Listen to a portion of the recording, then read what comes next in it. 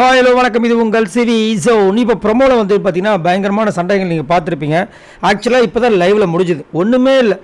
விஜய் பார்வதி நான் வந்து கிச்சனில் வரேன் அப்படியே சொன்னதுக்கு அப்படியே ஸ்டார்ட் ஆகி எஃப்ஜே உள்ளே வந்தார், கனி உள்ளே வந்தாங்க. கூடவே வந்து இந்த வக்கரம் விக்ரம். என்னங்க வக்கரம் விக்ரம்னா இப்போ புதுசாக டேக் வந்திருக்கு வக்கரம் விக்ரம்னு. ஸோ அது இப்போ தான் லைவில் வந்து கொடுத்தாங்க. அதை கூட கம்முன்னு போயிருக்கோம். ஆரோரா போயிட்டு விக்ரம் கிட்ட போய் என்னங்க உங்களுக்கு விக்கல்ஸ் விக்ரம் தானே வக்கரம் விக்ரம் சொல்லிட்டாங்கன்னு சொல்லிட்டு போய் கேளுங்கன்னு சொல்லி அது இப்போ நல்லா ட்ரெண்டிங்கில் வந்துட்டு இருக்கு வக்கரம் விக்ரம்ன்ட்டு. தேவையா? எவ்வளோ அழகாக விக்கல்ஸ் விக்ரம்னு ஒரு சேனல் ஆரம்பித்து போயிட்டு இருந்தாப்புல. ரைட். இப்போ என்ன ஆயிடுச்சுன்னா அந்த விக்ரம் வந்துட்டு விஜய் பார்வதியும் கமருதன்கிட்ட சண்டை போடும்போது கலாய்க்கும் போது கம்முன்னு பார்த்துட்டு இருந்தார் சபரி. திரும்ப அதுக்கப்புறம் இவங்க வந்து பேச ஆரம்பித்த உடனே கமருதன் எந்திரிச்சு நின்ன உடனே வந்து தடுக்கிறார். யார்? சபரி. உடனே இவங்களுக்கு கோவம் வந்துருச்சு சாண்ட்ராக்கு. உடனே பிடிச்சி கத்துறாங்க. இன்னொரு பக்கம் பிரஜன் பூச்சி கத்துறாரு. இவ்வளோ நேரம் சைலண்டாக தானே இருந்தேன், இப்போ எதுக்கு நீ உள்ளே வர?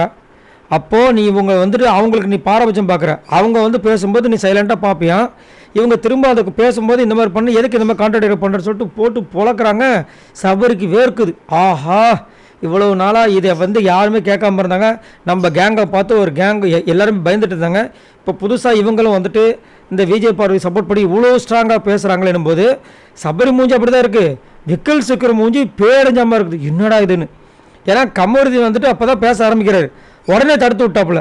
ஏன் நீ தடுக்கிற? அப்போ அதுக்கு பதில் கொடுக்கணும்ல கமருதீன் அப்படின்றது அவங்களோட வாக்கு வந்து சூப்பராக இருக்குது. நல்ல ஒரு ஹெல்த்தியாக இருக்குது. பரவாயில்லப்பா, இன்னொரு கேங் உருவாயிடுச்சுப்பா. ஆனால் இந்த கேங் எப்போ பிச்சுக்குன்னு தெரியாது.